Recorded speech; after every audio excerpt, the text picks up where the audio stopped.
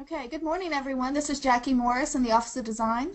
Today we have Ezel Benguzi and Chester Henson to discuss the design update training for the MOT and traffic standards. If you have any questions during this webinar, please type them in the chat box and we'll be answering all the questions at the end of this training. Thank you. At this time I'm going to hand it over to Ezel. Good morning. This is Ezel Benguzi.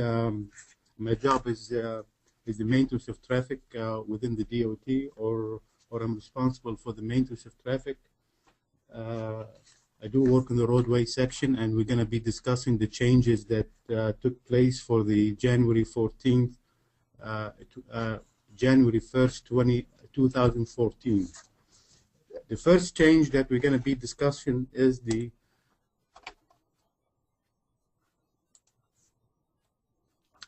Design Standard Index 414. We changed note number 4 we added note number 4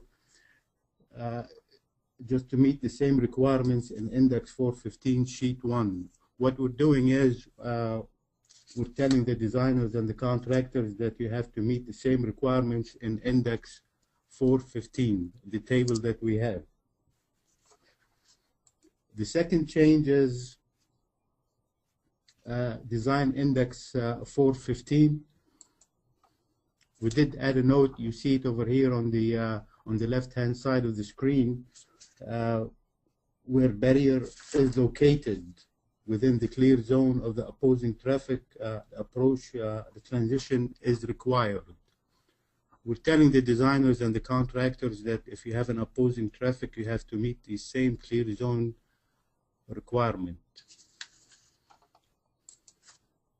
That's the note, where barrier is located within the clear zone of the opposing traffic approach, the transition is required. You have to treat it as the approach, the transition.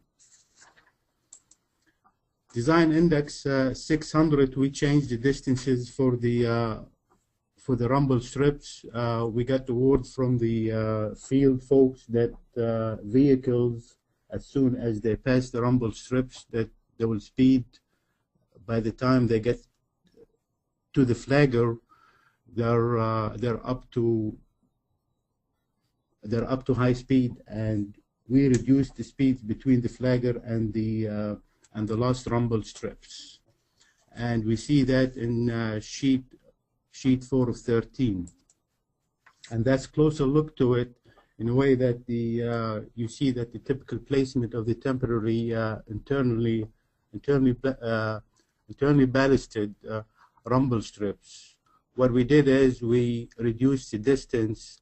We changed the locations of the sign, that the distance between the last rumble strips and the flagger has been reduced. Design Index 600 Sheet 13 of 13, we removed the Type D and Type E reflective pavement markings, and we added, we did reflect this in the notes. In note number C, where it says, it used to say the Class A or B, the RPMs, we removed the D and E. Index 625, we added note number 5. We modified it. We don't require the blue lights or the law enforcements for high speeds, and we can see over here a flagger may substitute for the traffic control officer, and be prepared to stop sign may be omitted when the following conditions are met.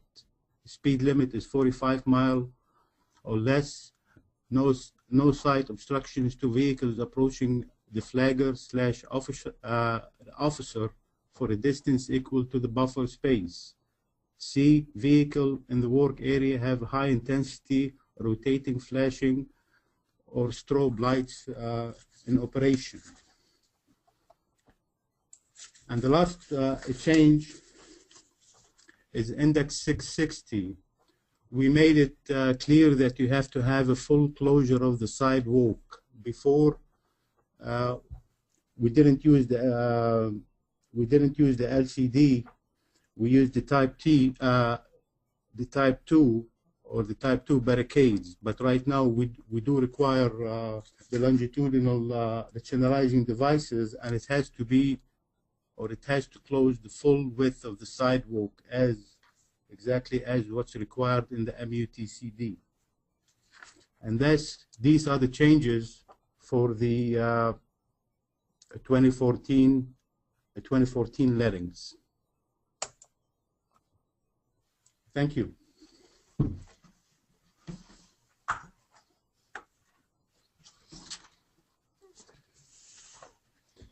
Okay, this is Chester Henson.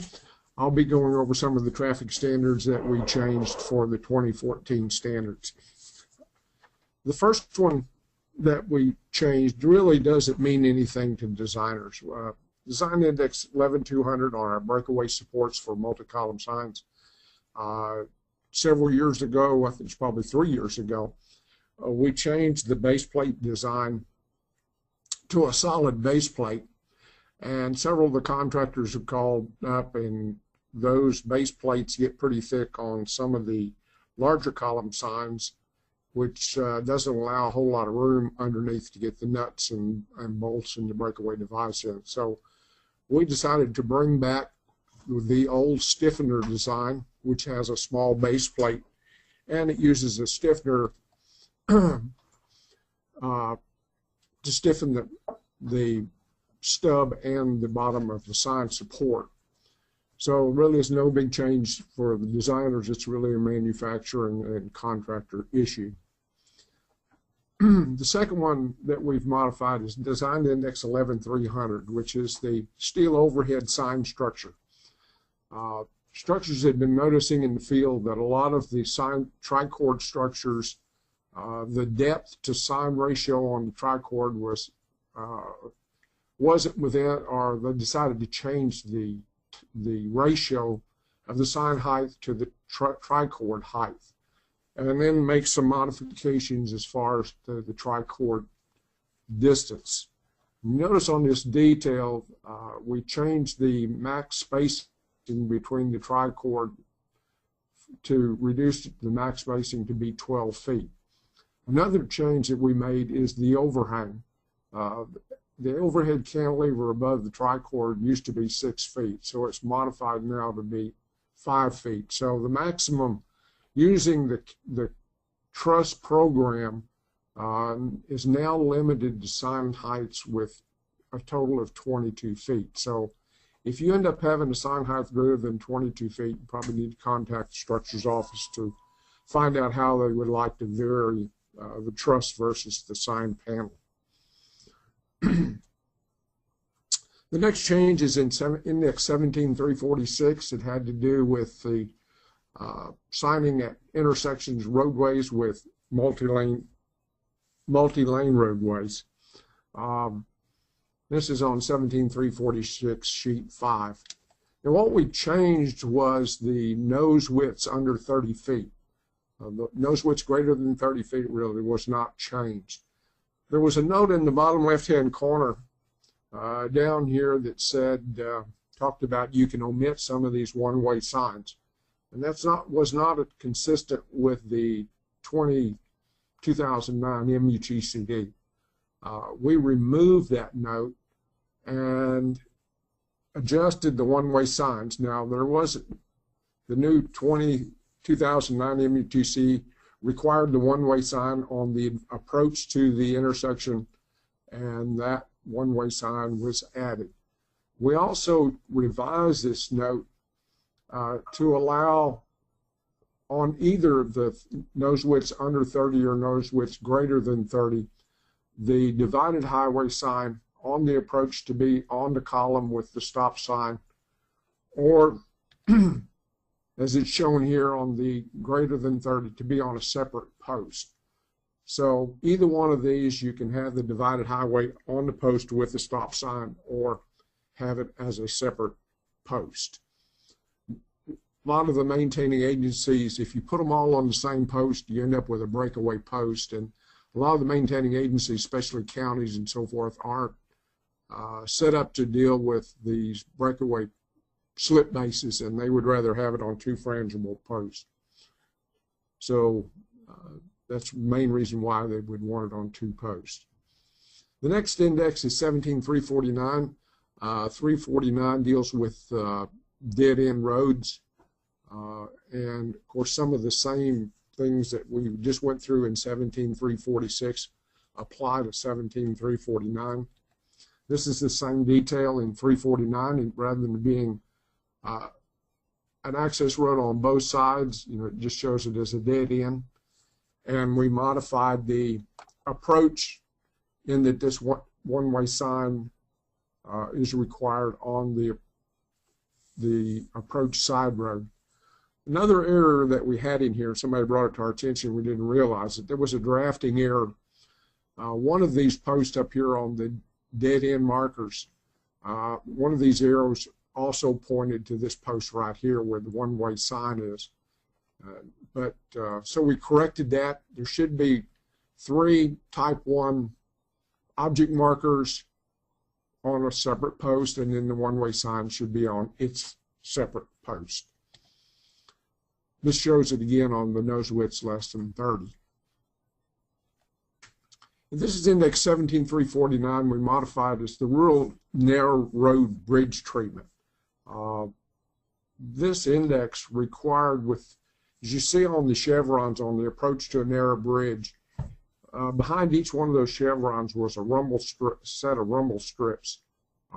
Since most of these 2-lane roads now require audible and vibratory markings on the edge lines, there's really no need to have 2 types of rumble strips on the approach. So we took the rumble strips off of the back of these chevrons and just relying on the rumble strips on the edge of the roadway. While we were at it, there had been several questions about the spacing of the number of RPMs on the chevrons. We had a note in here, depending on how wide the shoulder was, how many RPMs to use and what the spacing. We've simplified this a little bit in a table now. We now show different shoulder widths, 2, 3, 4, and 5, and how many RPMs are required on that width of shoulder and what the spacing is of the RPMs. This is just a detail of that table. 17504 was our service point detail for lighting. We have had a lot of people ask, could we show distribution point or load center details as part of this index, as part of the service point. So 17504 has been expanded to include the load center or distribution point for the lighting circuits. One of the changes we made on the first sheet is that we never had a dimension. We were only showing a dimension of 5 feet 6 to the center of the meter, to the meter. We had some instances where there was no meter on some projects, and the disconnect was set down approximately 1.5 to 2 feet off the ground, which really isn't sufficient clearance. So we've added dimension here to the bottom of the disconnect as a 4-foot minimum. Sheet 2 of this index now shows the distribution center for your lighting circuits. We've got a drawing in here that shows the distribution point, nomenclature for each one of them, and a schematic electrical diagram for those load centers. One of the big changes is, you'll notice down in the right-hand corner, that we're now requiring this to be in a ground-mounted cabinet. So we're not allowing any more post-type distribution point centers. And this will standardize our load centers throughout the state. There's also some specifications in 992 that go along with the specifications for these load center details. 17505 is our external lighting for signs. Just kind of to bring you up to date that we've getting ready to change our policy. We had some research on sign lighting, and that research shows in most instances sign lighting is not required if we go to a higher intensity sheeting. You will see in the next couple of weeks a design bulletin coming out explaining the removal of sign lights and when they're required and when they are not. One of the problems that we've had with sign lights, I'll just show this sign here. It's one of the signs in Tallahassee. You notice that the light on the right-hand side of this sign is not in the proper location. It looks like it's shown here. Notice that it's way too far to the right. If you look at the back of that sign, you can see that why that sign is located where it is. The problem we had with our old arm detail, it is attached to the tricord, the vertical members of the tricord. So if that arm gets over here in either of the gusset plate areas, it's really restricted by the gusset plates. And so it restricts the arm from being where it really needs to be on the sign panels. We've been working with this thing for a couple of years trying to find a better way of mounting the sign arm. And now you'll see in Index 17505 a new type design. Now on the right-hand side, really the arm detail hasn't changed a whole lot other than it's a little beefier design than what was in there before. But over on the left-hand side, you can see basically the changes that we made as far as how the arm is mounted. These outside two circles here are the tricord truss, the vertical members. You can see that we've added two longitudinal pipes that run parallel to the tricord truss to support the arm. This is a little blown up detail that shows these two pipes as to how it's mounted. The vertical hanger for the sign is mounted to the tricord truss, and we use the vertical hanger as the means of attaching these support pipes for the sign arm details. So now then there's really no restriction on where the light arms can go, so they can be placed where they best utilize the light the sign. This is Index 17721. It used to address the conduit trench details for lighting. I guess lighting in signals could be used for anything. We used to have two indexes. Design Index 18202 used to show the trenching details for ITS.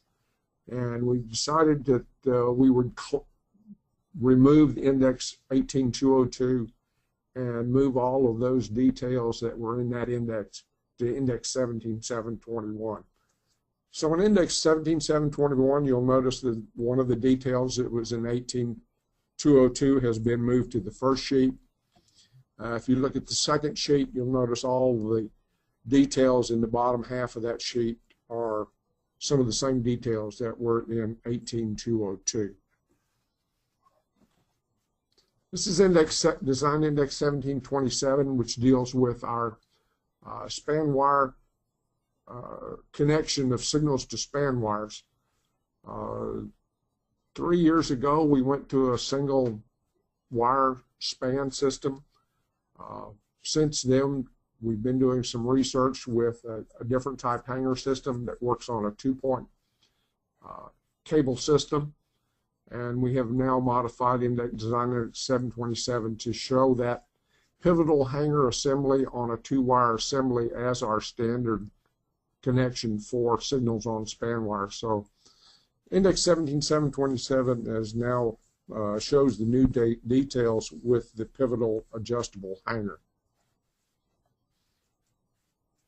There were several changes made on our overhead lights, sign panels, our cantilever sign panels, and our mast arms as far as the foundation heights. We're now showing on most of those signs that are in urban areas of how the foundation height should be set.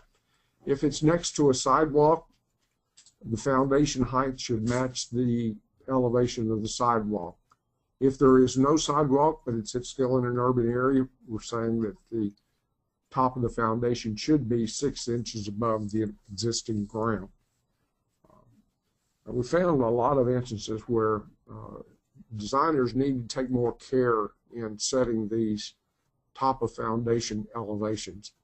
I had one recently this year that contractor had called us, and they had poured the shaft and had everything ready to go, and it came a rainstorm, and the water level in the ditch where the foundation was actually was 2 feet over the top of the foundation. You can imagine what that would be if we'd had the mast arm installed and the wiring pouring in the pole would have been underwater. So pay particular attention to where you have these foundations, that we get a proper elevation on them. This is index 17745, which is our mast arm detail. One of the things that we learned in the field was that a lot of people were, contractors were complaining that the number of cables that were being pulled out into the arm, the existing arm access hole was not big enough. So we've increased on 17745 this pole access detail has now been enlarged from 2.5 inches to 4 inches. Really not too much for designers, but a lot of manufacturers are having to submit drawing modifications to show that as being larger because of the need for a bigger hole to pull the wires into the control wires. We've changed this. I hope this is the last time. We've really been struggling with the general note on all of our indexes where the design is fully detailed in the plan, in the indexes, with the note about shop drawings. Hopefully this will clarify it for the last time. We keep struggling with a note that is people understand, and we've now modified the note on these indexes 502, 515, 723, 725, and 745. But we consider the design standard as being fully detailed and no shop drawings are required. The only time you need shop drawings is if you're making modifications to the details in the plans. So hopefully this will clarify when we need shop drawings. That completes my changes for the major modifications for the 2014 design standards. At this time, we'll start taking some questions. First question we had is, on the slip bases, do or can the base plates have a hole for wiring, such as grounding? No, they do not. The slip bases are solid. I guess if you used an alternate base plate, it does, you know, it's basically does not have a, well, actually you're talking about a column, a W-beam column, so it really wouldn't have a hole in it anyway. But most of the grounding, we do not ground these type of signs. Now, when we do, recently now we're going to some of the electronic signs that have messages, DMSs, or messages that can change of speed and so forth, your speed. Those signs would be need to be grounded, but those signs are grounded through the base plate, the grounding nuts, not they don't go up through the column.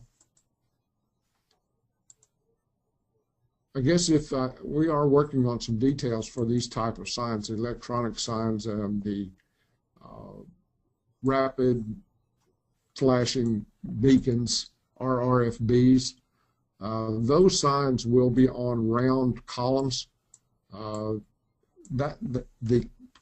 The post sits in a collar, and yes, the collar for those signs does have a hole in it that would allow wiring. if you're using the round columns.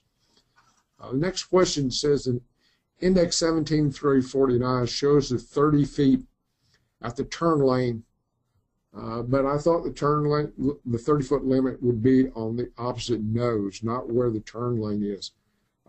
This is something that is different. The MUTCD defines the median width as the width at the turn at the turn lane. If you have a 30-foot median and you would have a 12-foot turn lane, which would now say that that nose would be, let's see, 12 and 13, that'd be 18 feet. That would be what they consider as the median width. I know that's a little different than what we describe it when we're talking about turn lanes and how we describe median width. But by the MUTCD, if you look in the MUTCD, they do show that as being at the nose. The dimensions question here is, what are the dimensions of the pivotal hanger? The pivotal hanger is listed on the APL site. There are vendor drawings that show the pivotal hanger. So if you go to the APL and look at the vendor drawings, you can see the dimensions of the pivotal hanger. It is only, I would just look thinking about what I'm saying, it's only a couple inches longer than the old pivotal hanger that we used to have that was not adjustable. Question here is, how do we keep debris and trash out from underneath the mast arm base next to the sidewalks, since we no longer have grout between the mast arm base and its foundation? Is the wire surround that replaced it, the grout, durable enough to hold up to this new detail? There will be some changes coming out. Recently, the Structures Office has had some testing on the distances from the bolt mounting to the foundation, and how much support is, those bolts are standard. I think it's 1.5 of the anchor bolt diameters is how far you can have the bottom nut off of the foundation. They have found some issues with those sides during high winds without a grout pad. Now, we had some real issues before with grout pads, and that's why we removed them. Structures is now we're going to go change our details back to using a grout pad. They're working right now on the details of how that grout pad is supposed to be installed. I hate to say it, but they feel like it's a significant problem in that they are going to require all existing posts or these type of structures that were constructed without grout pads to go back in maintenance and install grout pads. So there will be some information coming out in probably before the next round of indexes that addresses grout pads on mast arms, cantilever structures, and overhead span trusses. So that will be coming out. So that will be a change as far as that is concerned.